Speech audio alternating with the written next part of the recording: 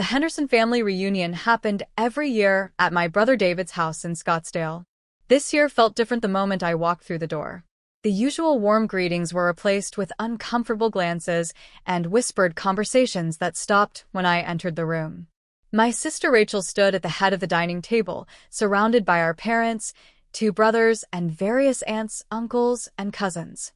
She had papers spread out in front of her, and everyone was leaning in, nodding along as she pointed at different documents.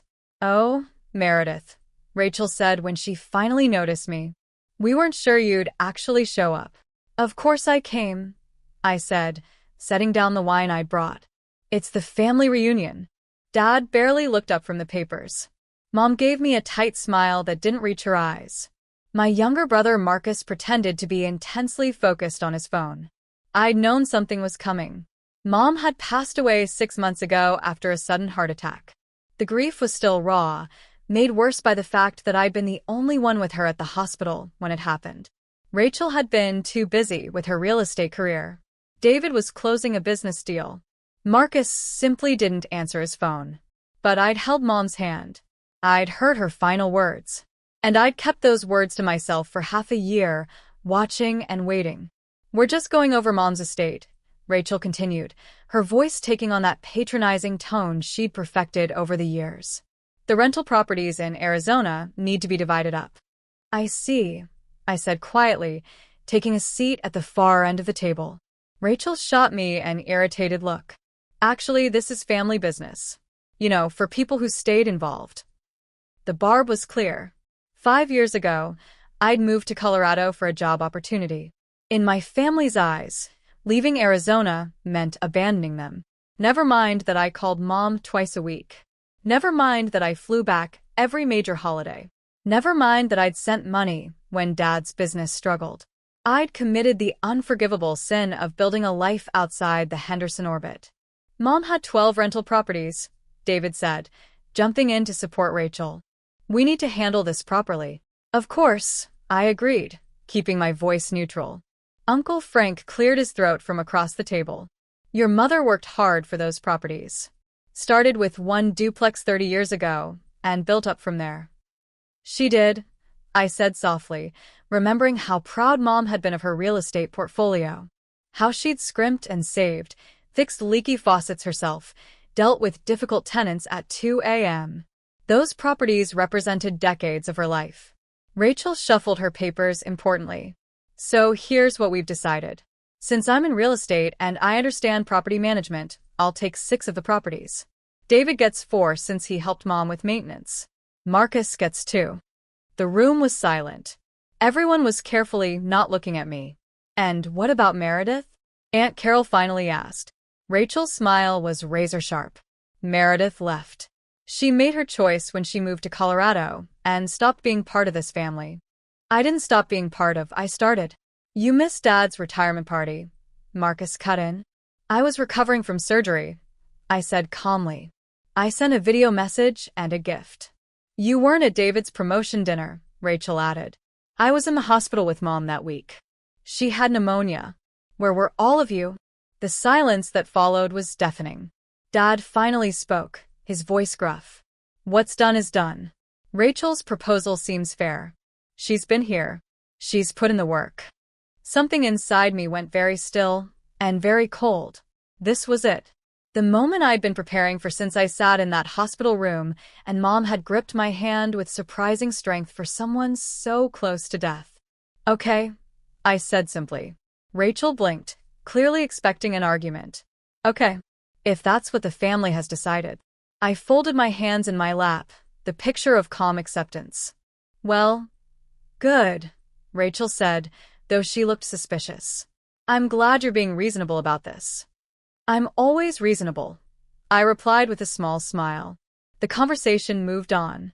People started discussing which properties would go to whom, talking about rental income and property values.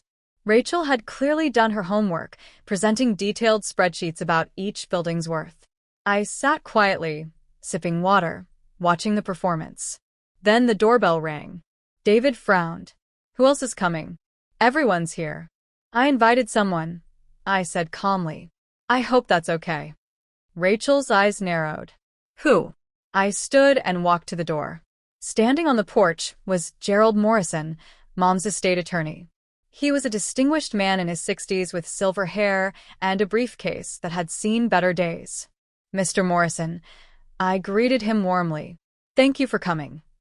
Of course, Meredith, he said, his voice professional but kind. I believe it's time. We walked back into the dining room together. The family reunion chatter died instantly. Everyone, I said, gesturing to Mr. Morrison. This is Gerald Morrison. He's been Mom's estate attorney for over 20 years. Rachel stood up abruptly, her chair scraping against the floor. What is this? We already have everything figured out. Do you? Mr. Morrison asked mildly, setting his briefcase on the table. Because I have some documents here that might change that understanding. Dad's face had gone pale. Meredith, what's going on? Mom asked me to wait 6 months, I said quietly, looking at each family member in turn. She wanted to see what you would all do, how you would handle her passing, whether you'd remember the daughter who moved away, but never stopped calling, never stopped caring. This is ridiculous, Rachel snapped. Those properties are not yours to divide, Mr. Morrison interrupted smoothly. He opened his briefcase and pulled out a thick folder. In 2018, Mrs. Eleanor Henderson executed a series of quitclaim deeds transferring all 12 rental properties into an irrevocable trust. The room went completely silent. The beneficiary of that trust, Mr. Morrison continued, pulling out document after document, is her daughter Meredith and Henderson. Marcus actually laughed. That's impossible. Mom would never. Your mother came to my office in March of 2018, Mr. Morrison said, his voice cutting through the room like a knife. She was very clear about her wishes. She said, and I quote, Rachel cares about my properties. David cares about what I can give him. Marcus cares about himself. But Meredith cares about me. I felt tears prick my eyes, but I blinked them back. Not yet. Not until this was finished. This is bullshit, Rachel hissed. You manipulated her. You. The transfers were witnessed and notarized, Mr. Morrison said calmly. All 12 properties. The paperwork was filed with the county recorder's office. It's been public record for over 6 years. Anyone could have looked it up. He began laying out documents on the table. Deed after deed. Each one showing the transfer of property from Eleanor Henderson to the Meredith A. Henderson Irrevocable Trust. The Catalina Street duplex. The Roosevelt Avenue fourplex. The Grant Road apartments. The Speedway Boulevard commercial property. All 12, one by one, their new ownership made clear in black and white legal language. But we've been managing these properties, David stammered. We've been collecting rent, handling maintenance. Yes, I said quietly. You have. And every single dollar of that rent has been deposited into accounts that I've been monitoring. Every repair, every expense, every tenant interaction, all documented. Rachel's face had gone from red to white. You've been spying on us? I've been watching my properties, I corrected. Properties that legally became mine in 2018. Properties that you've all been managing on my behalf, whether you knew it or not. This can't be legal, Dad said desperately. Eleanor wouldn't have done this without telling us. She told Meredith, Mr. Morrison said. That was her choice. And it was entirely legal. Mrs. Henderson was of sound mind and clear intent. I have documentation of our conversations, her reasoning, and her explicit instructions. Aunt Carol spoke up from the corner. Why would Eleanor do this? I took a breath, remembering that hospital room. Mom's labored breathing. The steady beep of machines. Her hand in mine. Because she tested all of us, I said. And she watched who showed up. Who called. Who cared about her versus who cared about her money. That's not fair, Marcus protested. We all loved Mom. Did you? I asked, my voice still calm, but with an edge now. Because I have phone records showing I called her 127 times in the year before she died. Rachel, you called 14 times. David, 9. Marcus, 6. We were busy, Rachel shouted. So was I replied. I had a full-time job. A life. But I made time. Every Tuesday and Friday evening, without fail. We'd talk for hours. About what? David asked bitterly. Her precious rental properties? About her life, I said softly. Her garden. Her book club. Her concerns about Dad's blood pressure. Her worries about all of you. Her pride in her grandchildren. Her memories of our childhood. Everything that mattered to her. The silence that fell was heavy with realization and shame. There's more, Mr. Morrison said, pulling out another file. Ms. Henderson asked me to conduct a forensic accounting of the rental income from these properties for the past 6 years.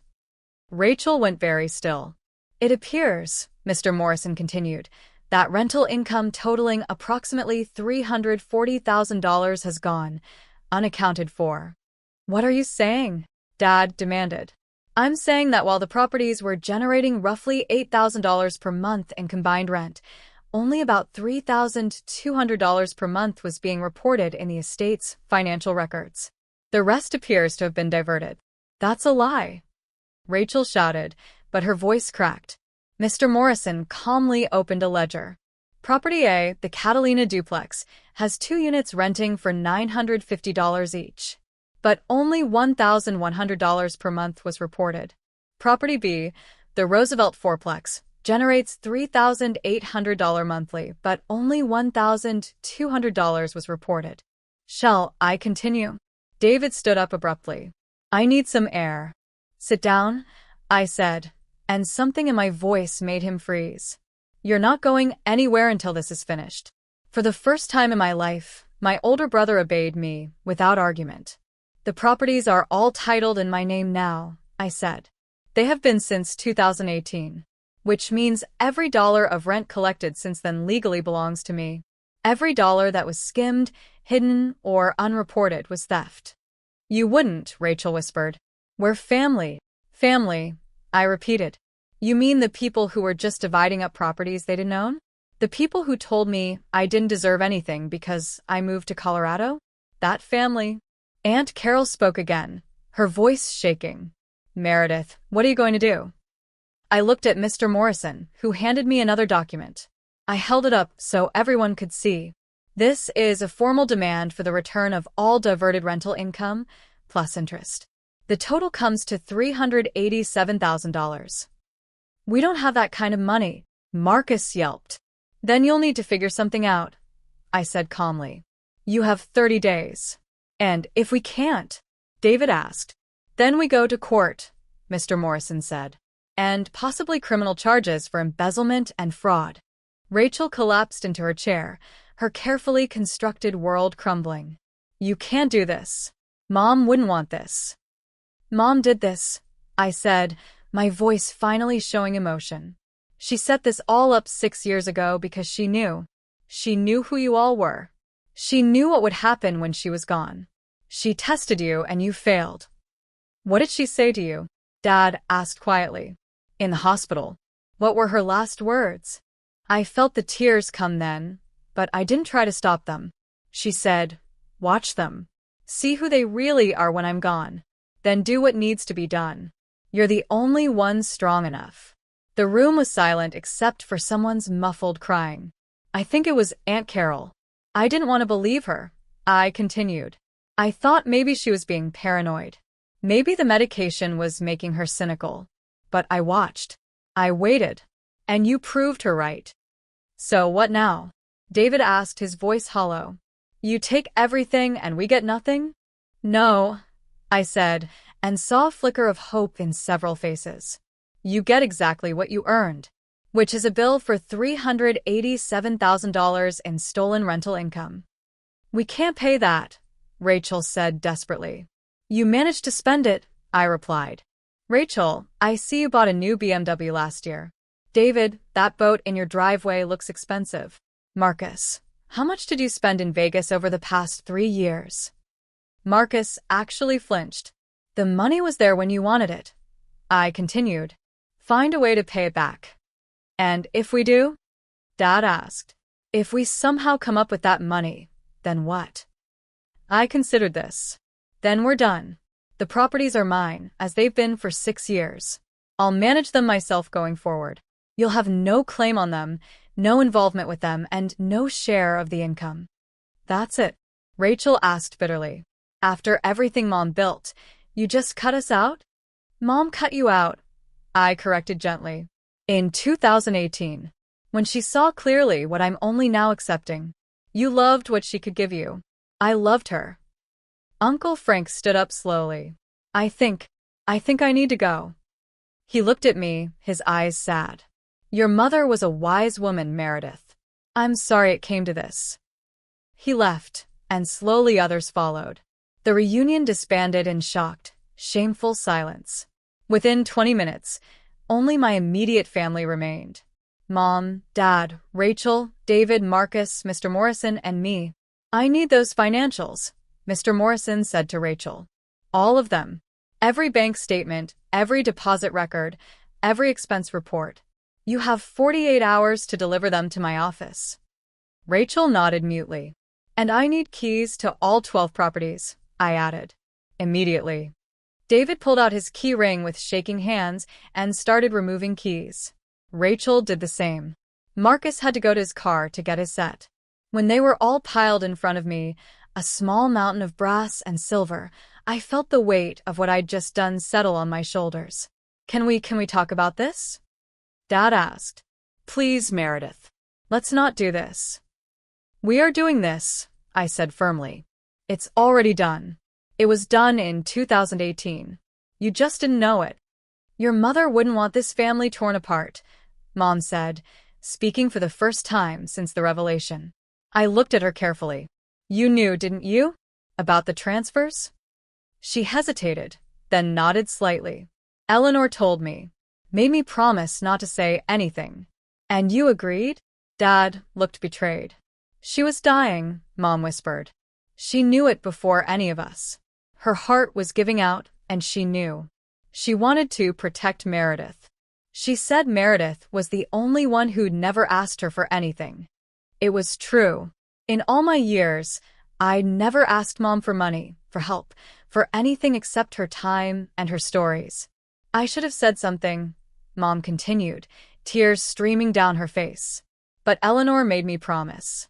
She said it would all work out the way it needed to. It has, I said quietly. Rachel let out a bitter laugh. You must be so proud of yourself. Playing the long game. Pretending to be the good daughter, while plotting to take everything. I didn't plot anything, I said tiredly. Mom made these choices. I just honored them. And I would have been content to let you all manage the properties forever if you'd just remembered I existed. If you'd included me. If you'd shown 1 ounce of the love and respect you showed each other. We did love you, David said. Did you? I asked. Or, did you love the idea of me? The sister who lived far away and didn't interfere? The one you could forget about until family reunions? No one had an answer. Mr. Morrison cleared his throat. I think we've accomplished what we needed to today. Meredith, I'll need to meet with you tomorrow to discuss property management and the financial recovery process. Of course, I said. Thank you for coming, Mr. Morrison. He nodded to everyone and left, taking the heavy legal atmosphere with him. What happens now? Marcus asked quietly. Really? What happens to us? I looked at my youngest brother. He'd always been the follower, going along with whatever Rachel and David decided. You have 30 days to provide full financial accounting and return the diverted funds. After that, we'll see. And if we can't, Rachel pressed. Then Mr. Morrison will file a civil suit for recovery of the funds and possibly criminal complaints for fraud and embezzlement. That's not a threat, Rachel. That's just the legal reality. You'd really send your own family to jail? David asked, shocked. You really stole from your own sister, I countered. For 6 years. Nearly $400,000. So, let's not pretend I'm the villain here.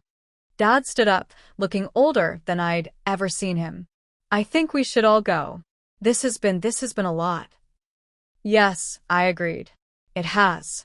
They filed out one by one. Rachel wouldn't look at me.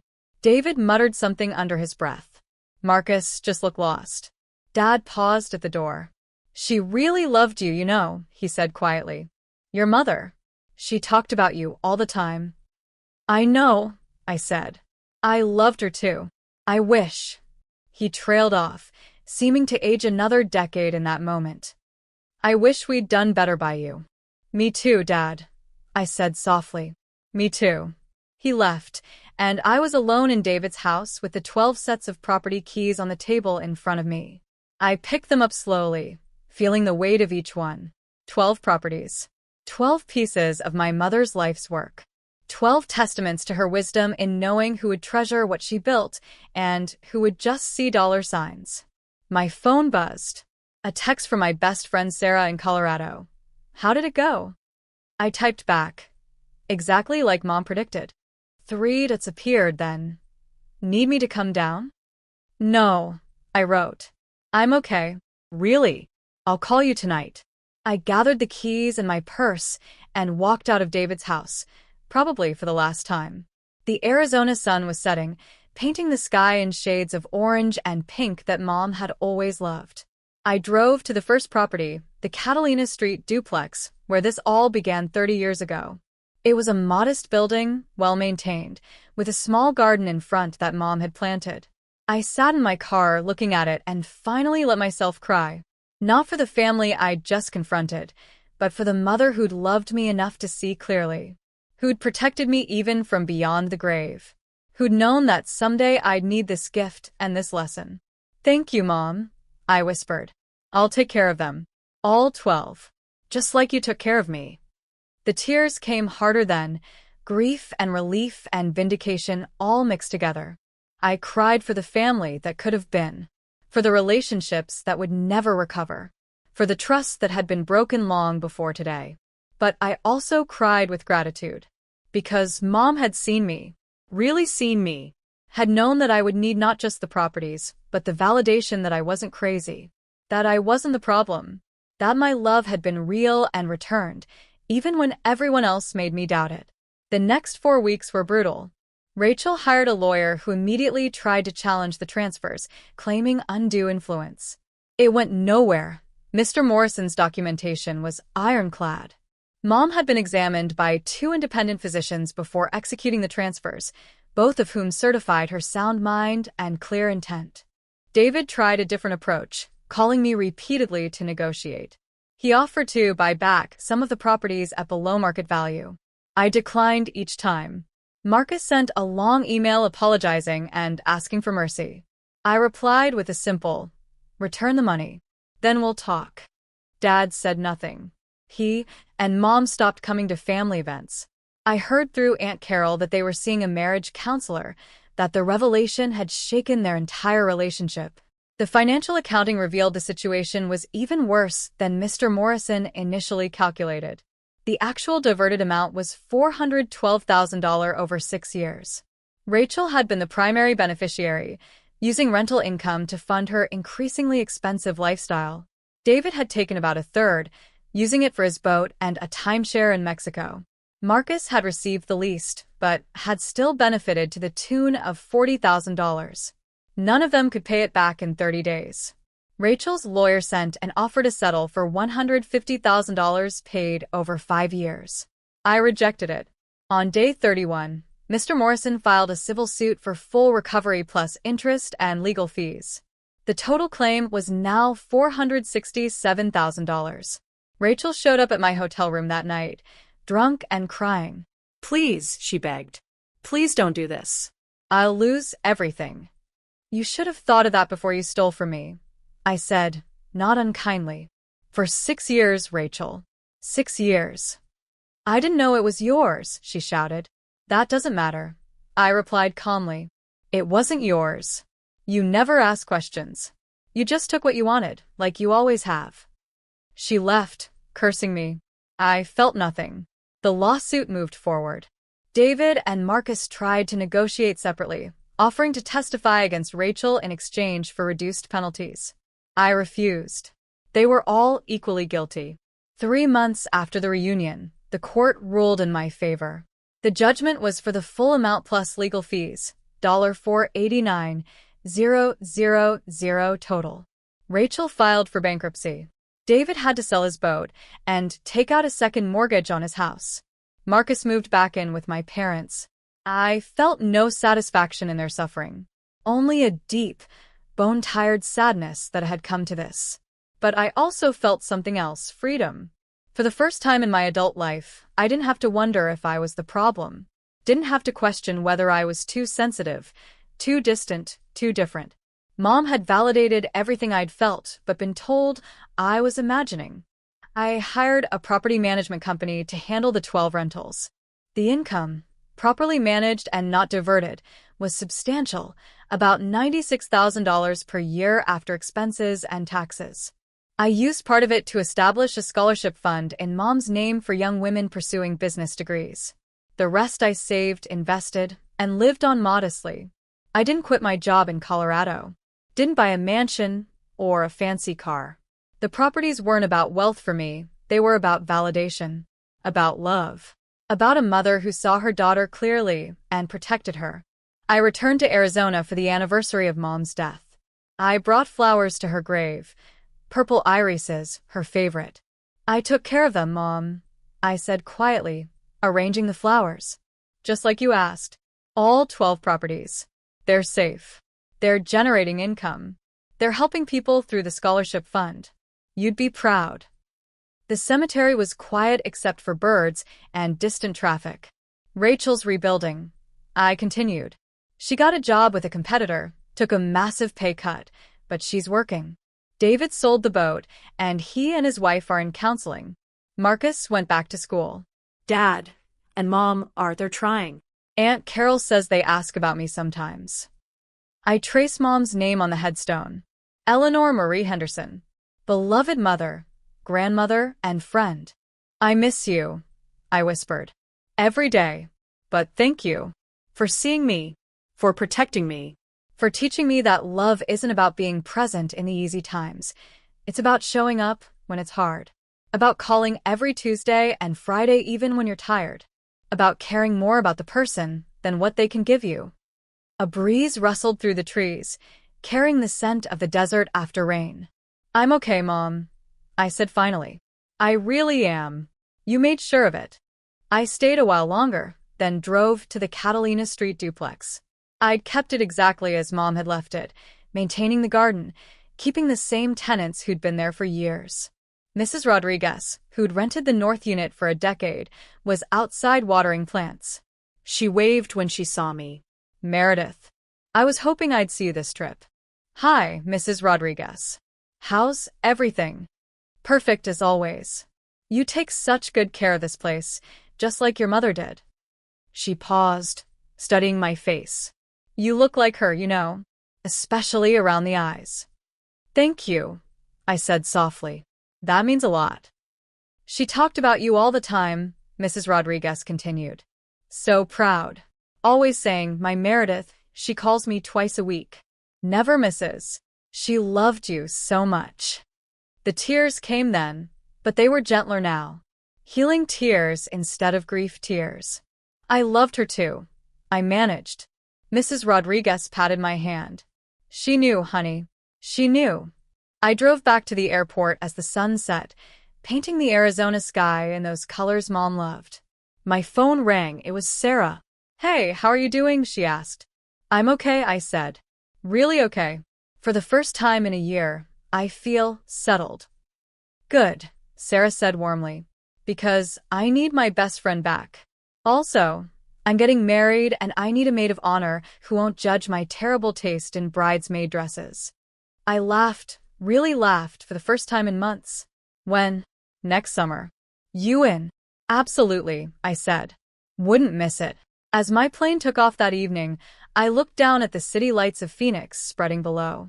Somewhere down there were 12 properties that Mom had built, protected, and passed to the daughter who understood that real estate wasn't just about buildings, it was about legacy, love, and seeing clearly who people really were.